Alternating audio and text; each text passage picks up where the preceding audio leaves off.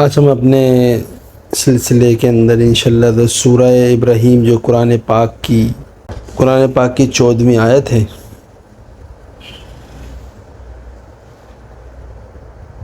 اس کے بارے میں انشاءاللہ آپ سنیں گے۔ مقام نزول سورہ ابراہیم مکہ مکرمہ میں نازل ہوئی، البتہ اس کی آیت الم تر الی الذین بدلوا نعمت اللہ کفرا، اور اس کے بعد والی آیت مکہ مکرمہ میں نازل نہیں ہوئی۔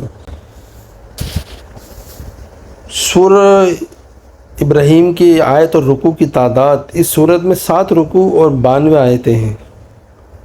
ابراہیم نام رکھنے کی وجہ، اس سورت کی آیت نمبر 35 تا 41 میں حضرت ابراہیم علیہ السلام کی اطاعت الہی حسین واقعے اور آپ کی دعاؤں کو بیان کیا گیا ہے، اور اس مناسبت سے اس کا نام سورہ ابراہیم رکھا گیا۔ سورہ ابراہیم کے مضامین میں کچھ یوں ہے۔ اس سورت کا مرکزی مضمون یہ ہے کہ اللہ تعالیٰ پر اس کے رسولوں پر مرنے کے بعد دوبارہ زندہ کیے جانے اور اعمال کی جزا ملنے پر ایمان لانے کی دلیل کے ساتھ ثابت کیا گیا ہے، اور یہ بتایا گیا کہ حقیقی معبود وہ ہے جس نے آسمان اور زمین کو پیدا کیا، اور پوری کائنات میں اس کے علاوہ کوئی معبود نہیں۔ اس کے علاوہ اس صورت میں یہ مضامین بھی بیان کیے گئے ہیں۔ کفار کی مذمت کا بیان کیا گیا اور کفر کرنے پر انہیں شدید عذاب کی وعید سنائی گئی، اور مسلمانوں سے ان کے نیک اعمال کے بدلے جنت دینے کا وعدہ کیا گیا۔ حضرت نوح علیہ السلام، حضرت ہود علیہ السلام اور حضرت صالح علیہ السلام اور ان کی بعد والے انبیاء اکرام علیہ السلام اور ان کی قوموں کے واقعات بیان کر کے تاجدار رسالت علیہ السلام کو تسلی دی گئی، اور ان کاموں پر نازل ہونے والے عذابات سے کفار مکہ کو ڈرایا گیا۔ خانہ کعبہ کی تعمیر کے بعد ابراہیم علیہ السلام نے مکے والوں کے لیے امن اور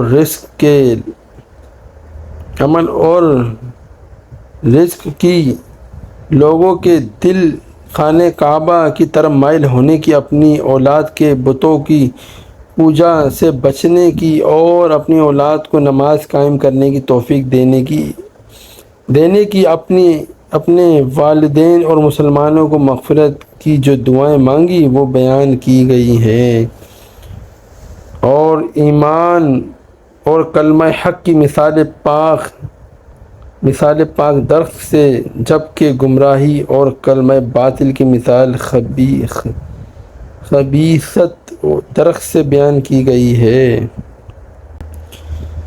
اور نمبر 5، قیامت کے ہولناک بیان کر کے نصیحت کی گئی، اور ظالموں کے لیے مختلف قسم کے عذابات بیان کر کے انہیں ڈرایا گیا۔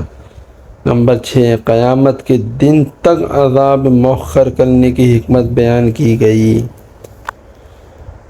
سبحان اللہ، یہ صورت بھی بہت پیاری ہے، اس کے مضامین کتنے پیارے ہیں۔ اللہ تعالیٰ سے دعا ہے کہ وہ ہمیں ان سبھی صورتوں کو پڑھنے کی توفیق عطا فرمائے، اور ہمیں یاد کرنے کی توفیق عطا فرمائے۔ اس میں اللہ تعالیٰ جو اپنے بندوں سے فرماتا ہے ہمیں اس پہ عمل کرنے کی توفیق عطا فرمائے۔ اللہ تعالیٰ سے دعا ہے کہ وہ ہمیں قرآن پاک کی صحیح تلاوت کرنے کی توفیق عطا فرمائے۔ جزاکم اللہ۔